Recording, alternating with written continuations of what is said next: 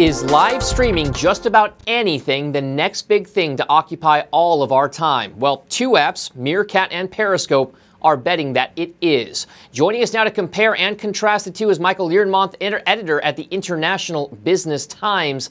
And Michael, although Meerkat was a surprise hit at South by Southwest this year, it's also met with a huge headwind right now. That headwind is Periscope, which Twitter acquired earlier this year. What are the main differences between Meerkat and Periscope in terms of the live streaming experience? Well, back in February when Meerkat launched, a lot of people said, this is the app Twitter should have built.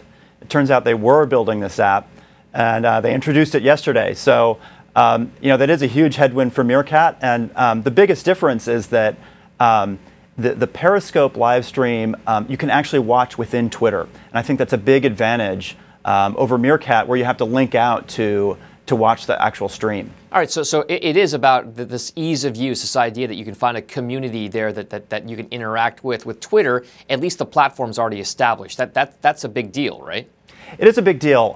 So Periscope has access to all 260 million Twitter users, and that's a giant user base right at the outset.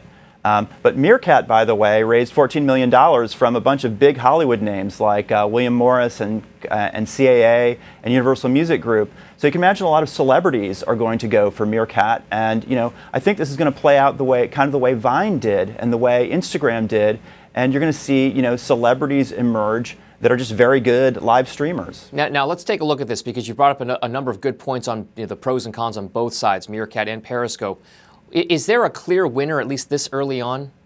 Oh no, I think this is just the beginning. Look, this is another case of like everything old is new again on the internet. I mean, if you remember back to before YouTube, there was the whole live streaming fad, right? So this is just a way to get people viewing a live stream. That's been the challenge for live video on the internet. It's been a little bit of a party trick, but now the networks exist to aggregate an audience really quickly to a live stream. All right, so this live stream, Meerkat, Periscope, Twitter, the social network platform is integral to both. So let's bring up the other one, the 800-pound gorilla, right? The Facebook of the world.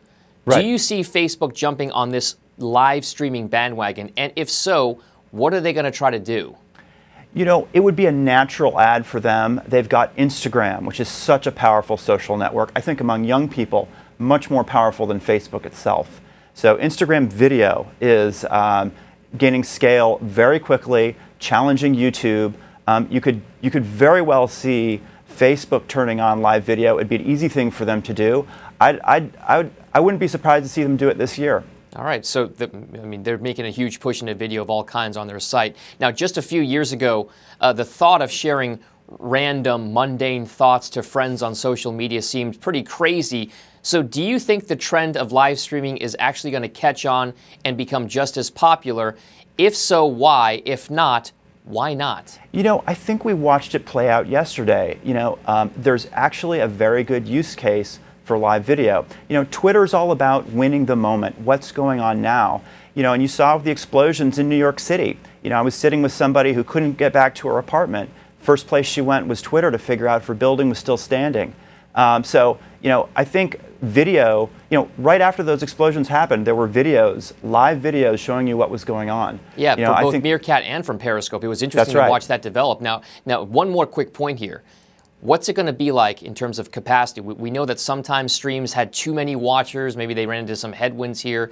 Is that going to be an issue? Do they expand the bandwidth? What's going to be the biggest hurdle going forward? Yeah, so I don't think too many watchers is an issue. I do think, though, that it burns up your battery in a minute. So, if you Meerkat something, you're going to find you have a dead phone in about 10 minutes. All right, so maybe there's a secondary play here on buying batteries or Mophie-type devices, Michael. Thank you so much for joining us here. That's Michael Learmonth. He's an editor over at the International Business Times. And thanks for watching TechBet. I'm Dominic Chu. Have a great day. Hey YouTube fans, I'm Landon Dowdy from CNBC. Thank you so much for checking out our channel. You can subscribe by clicking right here to check out the latest Mad Money CEO interviews, market news, financial advice, and product unboxing. Enjoy!